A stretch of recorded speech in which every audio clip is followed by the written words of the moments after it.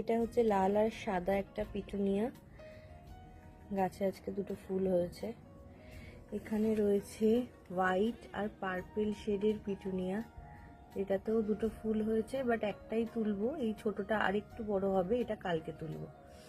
পাশেই রয়েছে একদম পিঙ্ক আর ভিতরে একটু রেডিশ শেডের একটা পিটুনিয়া, এটাতেও সুন্দর বড় বড় দুখানা ফুল হয়েছে।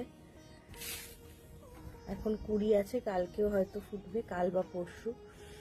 পাশেরটা হচ্ছে ম্যাজেন্টা আর হোয়াইট কালারের পিটুনিয়া, এটা তো এরকম একটা ফুল হয়েছে আর কুড়ি আছে, এগুলো আবার ফুটবে।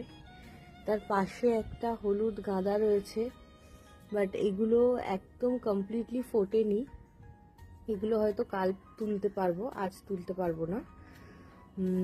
তার পাশে একটা ছোট অরেঞ্জ কালারের